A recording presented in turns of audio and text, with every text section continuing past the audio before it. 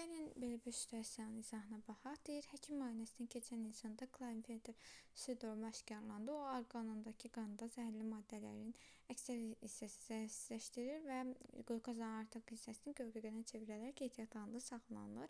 B orqanında isə qanın damarlar üzrə hərəkəti arterial kapillyar vena istiqamətindədir. Deyir, 28-ci sualda eritrositin B orqanından gedib A orqanına çatması üçün A orqanından çıxdığı damar və ürək kameralarında hansı arteriolar keçir, onu istəyir. Burada ilk öncə biz bildik ki, A orqanımız qaraciyərdir, B orqanımız isə böyrəkdir dediyinə uyğun olaraq. A orqanı qaraciyərdirsə, biz bilirik ki, qaraciyərə qan iki damarından girir. Bu hansı ki, qaraciyər qapı venası və qaraciyər arteriyasıdır. Amma bir damarla çıxır. Bu da çıxdığı damar isə qaraciyər venasıdır. Qaraciyər venası. Ona görə birinci sualın cavabı bu olacaq. Və ikinci suala baxaq.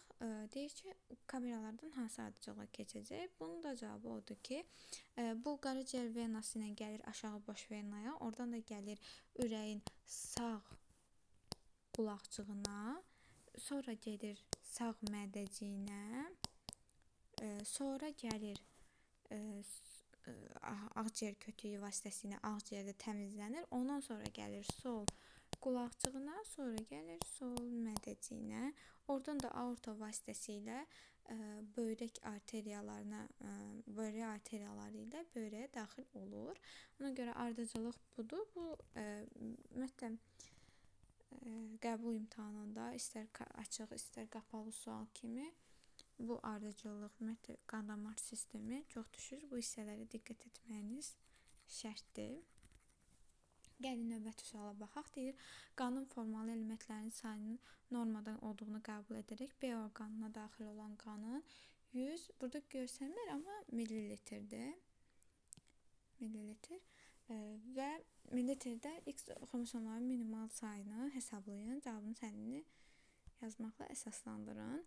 İlk öncə bunu bilməliyik ki, X xromosomları qanın formalı elementlərində sadəcə leykositlərdə ola bilər. Niyə? Çünki eritrositlərin nüvələri yoxdur, trombositlərin nüvələri yoxdur. Ona görə leykositlərin sayını tapmalıyıq. Biz 100 ml qanda, biz də bilirik ki, 100 ml qan, gəlin çevirək santimetr kuba ki, daha yaxşı olsun. Bu da biz bilirik ki, 100 ml 10^5 santimetr kubdur və ona görə də 1 santimetr kubda da biz bilirik ki, nə qədər leykosit var. Özdə minimal sayını istəyir. 4, 5-dir. 4, 10 mindir də. Belə çıxır, 4, 10 mindirsə, onda minimal sayını istəyirsə 4 mini götürərik biz. Və 10^5-də isə x qədər var. Onda cavabımız olur, bu da 3 dənə 0, 4 vurulsun 10^8. Bu qədər leykosit var.